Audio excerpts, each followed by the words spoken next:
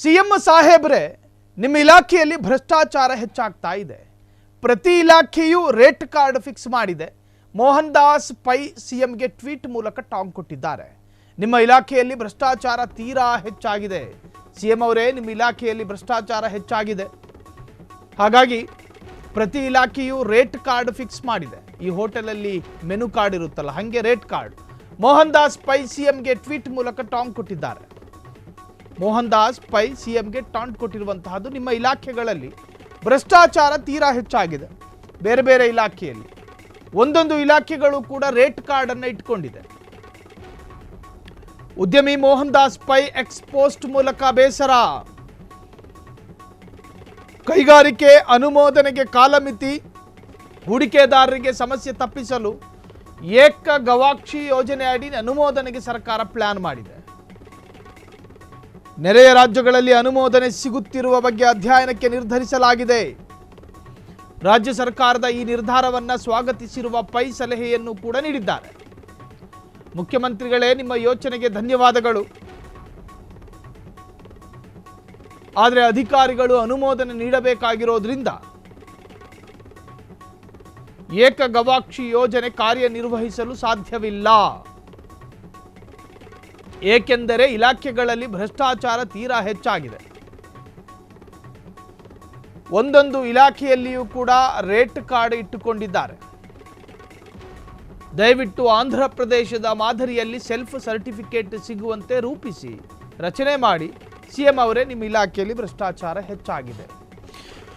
ಒಂದೊಂದು ಇಲಾಖೆಯಲ್ಲೂ ಕೂಡ 34 ಮಂತ್ರಿಗಳಿದ್ದಾರೆ ಸಿದ್ದರಾಮಯ್ಯರ ಕ್ಯಾಬಿನೆಟ್ನಲ್ಲಿ.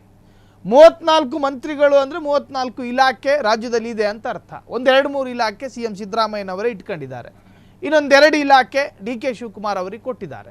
ಹೀಗೆ ಒಬ್ಬೊಬ್ಬರಿಗೂ ಒಂದು ತರಹದ ಇಲಾಖೆ. ಎಲ್ಲ ಇಲಾಖೆಯಲ್ಲೂ ಕೂಡ ಭ್ರಷ್ಟಾಚಾರ ತಾಂಡವವಾಡ್ತಾ ಇದೆ. ಅವರವರ ಇಲಾಖೆಯಲ್ಲಿ ರೇಟ್ ಕಾರ್ಡನ್ನು ಫಿಕ್ಸ್ ಮಾಡ್ಕೊಂಡಿದ್ದಾರೆ. ಪೀಣ್ಯ ಪೊಲೀಸ್ ಠಾಣಾ ವ್ಯಾಪ್ತಿಯಲ್ಲಿ ಕ್ರೈಮ್ ರೇಟು ಜಾಸ್ತಿ. ಇಂತಿಂತಹ ಅಂದರೆ ಲಾ ಆ್ಯಂಡ್ ಆರ್ಡರ್, ಗೃಹ ಇಲಾಖೆ ಅಂತ ಅರ್ಥ. ಪೊಲೀಸ್ ಸ್ಟೇಷನ್ ಬರೋದು ಗೃಹ ಇಲಾಖೆ ಅಂಡರ್ನಲ್ಲಿ.